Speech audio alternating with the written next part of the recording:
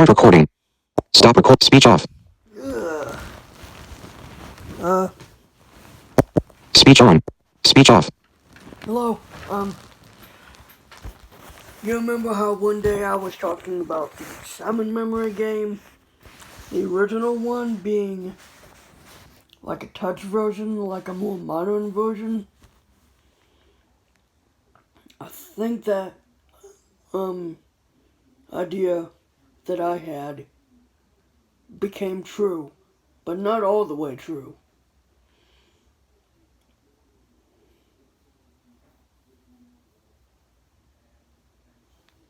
The Touch Simon was a game released by Basic Fun back in 2013.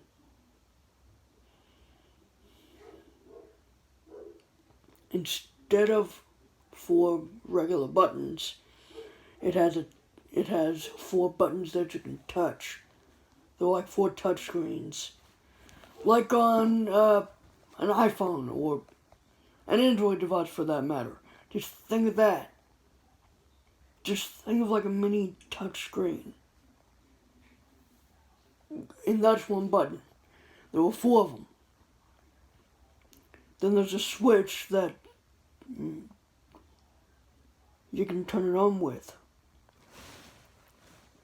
And then it does a little ditty. Then you're in the screen of 3 games.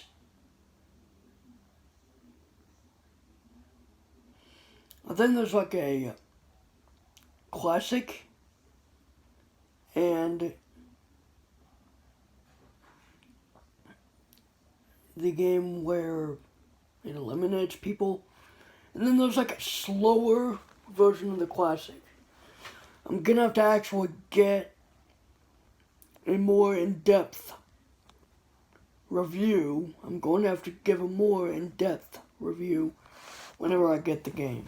I'm not sure if I actually will, but I just hope I do sometime. But for now, I got that stupid classic Simon game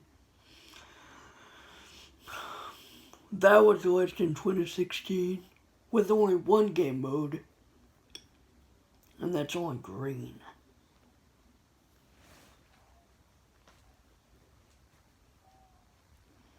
Red, yellow, blue, green. Red and green. It's all in a big circle. And when it does the score, it shows it on the LCD screen. Now, don't ask me what that means. I believe it means light something. No, I don't think so. LCD. I don't know what that means, but it has to do something with lights. It's like an electronic. It's like a tablet, if you think about it. But really, it's just an electronic game.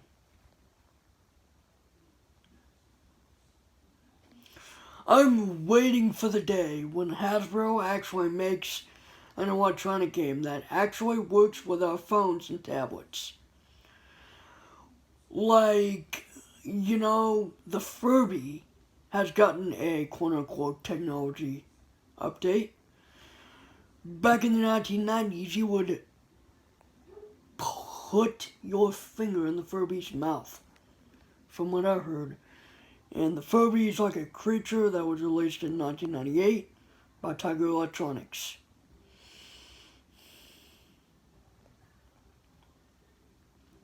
The Furby has emerged and resurfaced recently, about 2011 or 12. And now you can defeat it using your phone, which I probably wouldn't mind, because that would, I don't know. There's a modern version of Skip It, which is a toy where you put 1 foot in a hoop or something. How do I know about some of these things? It's because I heard about them. They've made a technology-themed version as well. But I guess you can say they made a technology-themed Simon and Bop It. You know, they got like this stick moves. You can, like, there's like the Bop It button. That feels like it's got a touchscreen. And it feels like it's just a, it feels like just a touch sensor. I feel like they could have done better with this Bop It. I'm just waiting for the day when they make a Bop It game or a tablet that is in the shape of a Bop It. I'm waiting for that day.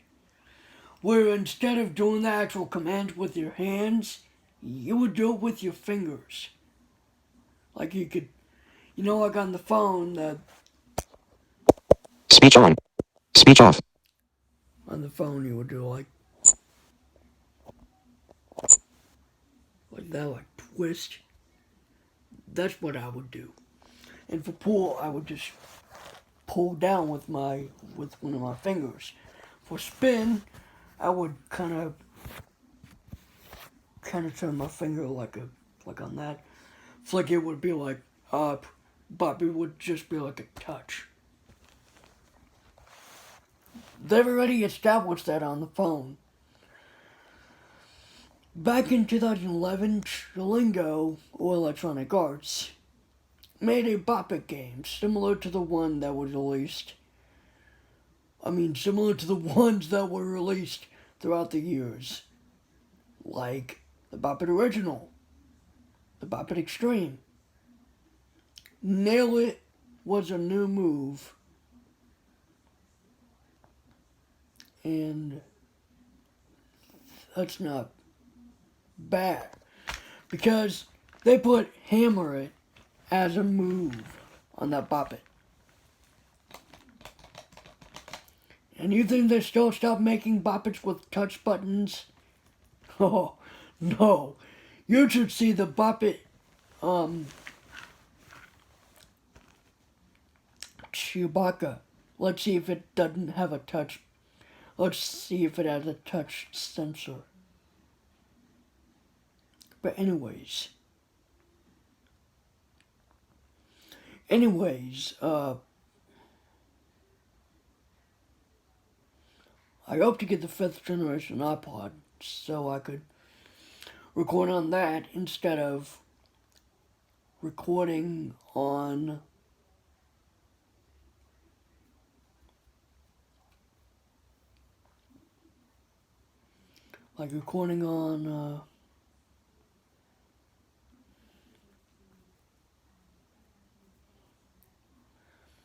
on this iPhone. But anyways, yeah, that's kind of what I was wanting to talk about today. So see you later.